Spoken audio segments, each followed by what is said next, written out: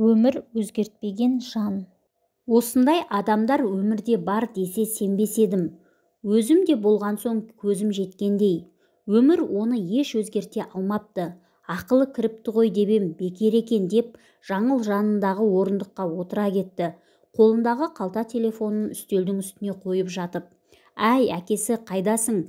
Бері келші» деп отағасын шақырды. Алпысты алқымдап қалған күйеуі істеп жатқан жұмысын тастап, «Не боп қалды? Неге шақырдың? Не боп қалды?» деп Жаңылдың жанына жақындай берді. Жаңыл отыр дегендей орындықты нұсқады да, тағы кетіп ана келін қалыпты. тағы да кетіп Баласын жетелеп, аралға барғанда түсіп қалса Балаң керек. қазір қоңырау шалды деді. Отағасы мына хабарды естісімен орнынан ұшып тұрды. Түсіп қалғаны несі пойыздан? Осы жерден ант-су ішкендей болып кетіп еді ғой. Жаңыл үндемеді. Екеуі де айтарға сөз таппағандай біраз өз ойларымен отырып қалды.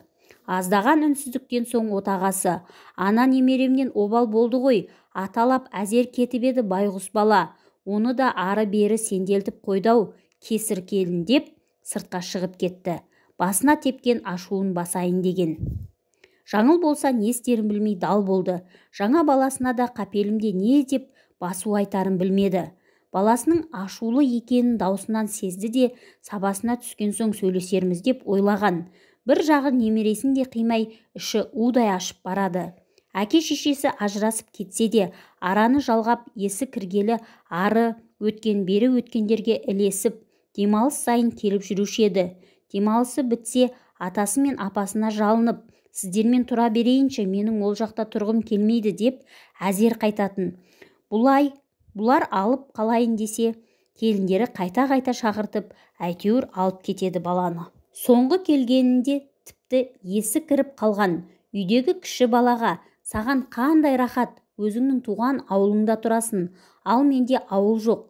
Меніңше әркім өзінің туған жерінде өмір сүру керек» деп үлкен адамдарша сөйлеп, атасы мен апасын бір жылатқан. Немересі осылай деп жүрген соң, Жаңыл да баласына: «Балам, ана балаңның анасымен қайта табыссаң қайтеді? Арада 7-8 жыл өтіп кетті. Шекесіне тиген шығар келіннің. Ата-енемен тұрмаймын, сиыр саумаймын, нан жаппаймын, тамақ істегім келмейді» деп кетіп еді. Енді есі кірген болар. Мына баладан обал болды, келген сайын жылап кетеді. Оны көріп біздің де ет жүрегіміз езіліп қала береміз. Өзінің де келетін ойы бар көрінеді. Әпшесі айтты өкініп жүргенін. Бір жағынан сен де соны күтіп жүргендей үйлене қоймадың. Сенің бойдақ жүргеніңді білген соң оның да қайтадан келгісі келеді. Төркініне қашанғы сыйсын. Баланы жалғыз асырау да оңай емес. Біздің жағдайымыздың жаман емес екенін бұрыннан біледі ғой. Бір жағы сенің қызметіңнің жоғарылап жатқанын да естіп, сосын да келгісі келіп жатыр-ау» деп еді баласы. «Ой, мам, осы тірлікке сіздер араласпай қойыңыздаршы. Қажеті жоқ, қайтып ашар есікті қатты жапқан өздері. Мен оған кет дегем жоқ, өзі кетті. Сіздерді сыйлаған жоқ. Маған менің ата-анамды сыйламайтын әйелдің керегі жоқ. Мейлі 10 бала тапса да, кезінде құрбыңыз екеуіңіздің тауып берген адамдарыңыз. Ойбай керемет қыз деп сіздің айтқаныңыздан шықпай сүймесем де алғам. Енді бұл жолы өзімнің таңдауыммен алайын. Қажет емес, маған енді айтпаңыз оны.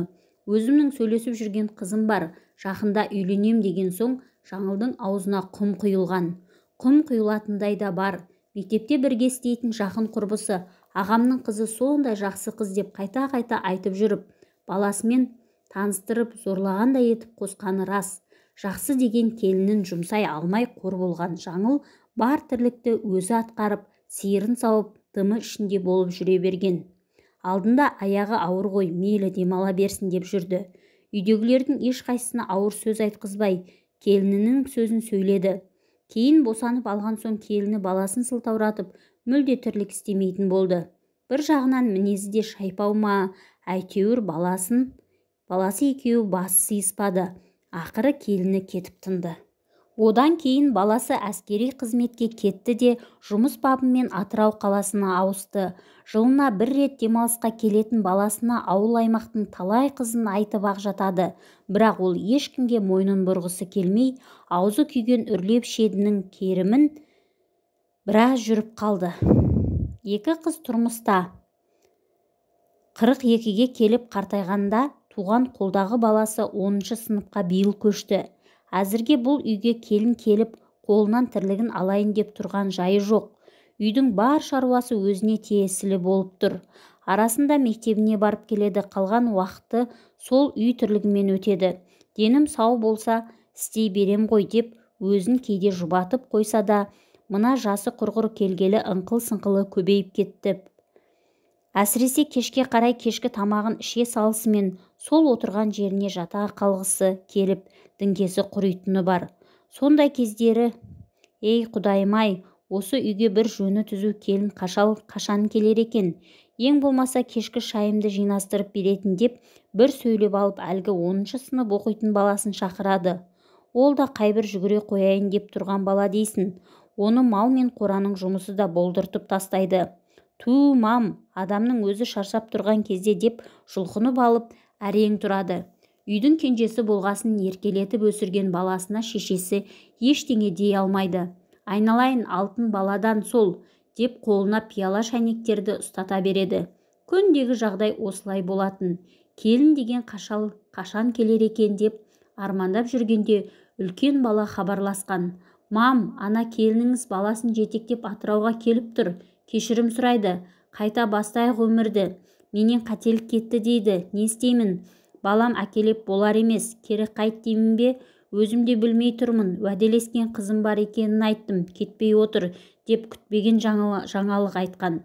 Жаңыл өз құлағына өзі сенбеді. О, тоба, тәубесіне келген болар деп баласына. Келсе, кіргіз үйіңе, жер түбінен барып тұрған екен. Құдайы қонақты да кіргізеді. Ана баладан обал, тәубесіне келген шығар, өз аяғымен іздеп барып тұрса, татуласыңдар, енді жетер деп телефонның тұтқасын қоя салысымен шалынан сүйінші сұраған. Баласы келінді алып көп ұзамай елге келді. Бұлар қуанып, ақсарбас деп бір малын сойып, ағайын туыстарын жинап тамақ берді. Немересінің қуанышында шек жоқ. Апа аталап жүгіріп жүр. Біресе әкесінің жанынан шықпай, арқасына секіріп мініп, бәрін күлдіртіп те жатты. Қайтсын-ай бала деген дәнекер ғой, әке-шешесінің арасын жалғап жүрер. Адасқанның айыбы жоқ, қайтып үйірін тапқан соң деген.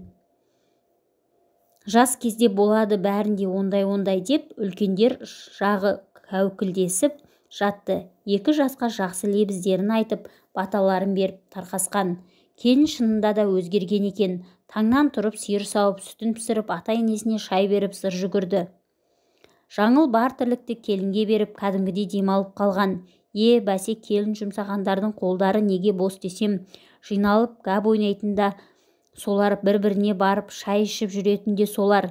Мен міне осы босағаны аттағаныма 30 жылдан асса да енді ғана демалып көріппін деп теледидар қарауға отырды. Айтпақшы, сериал көргіштері де солар ғой деп бұл да сериал көрді. Келін жұмсағандарды күндегендей болып жүруші едім. Өзімнің де жаным кіріп қалдай деп мектептегі әріптестеріне де сырын жайып салған. Баласы мен келіні ауылда 1 айдай болған соң баланың демалысы бітіп жұмысына қайтатын болды. Жаңыл енді олар үшеу ғой деп біраз заттар берді. Көрпешеден бастап азық-түлік ет-метімен сықитып салып шығарып салды. Қоштасарда немересі Жаңылды құшақтап тұрып, апа, біз енді қар жауғанда келеміз үшеуміз деп қайта-қайта бетінен сүйді. Өзі сондай бауырмал деп Жаңыл көзінің жасын сүрткіштеп қала берді. Келіні мен баласын солай шығарып салған ғой, кім ойлаған жарты жолда келінді пойыздан түсіп қалады деп. Жаңыл түнімен ұйықтамады, ары аунап, бері аунап дөңбекшумен таңдаттырды. Азанғы шайларын ішер-ішпес баласына қайта телефон соқты. Мән жайын сұрайын деген. Баласы басында бәрі дұрыс еді, жап-жақсы келе жатқанбыз. Ол телефонын шұқылап отырған, біз балам екеуміз ойнап отырғанбыз. Бір кезде өзінен өзі, менің Атырауға барғым келмейді, ол жақ маған ұнамайды. Не жеміс-жидек жоқ, не басқа жоқ демесі бар ма? Саған олардың не керегі бар, ақша бар, сатып алып жейміз деп қалжыңға айналдырып отырсам, ол шын айтып отыр екен. Сонымен ары-бері айтысып көндіре алмадым. Аралға келгенде баланың жылағанына қараған жоқ. сүйрелеп жүріп түсіріп алды да қалып кетті. Мам, оның біреуі болған болу керек. Неше жыл бос жүрді ғой, қарап жүрмеген болар. Телефонда сонымен сөйлесіп отырды ма деп ойладым.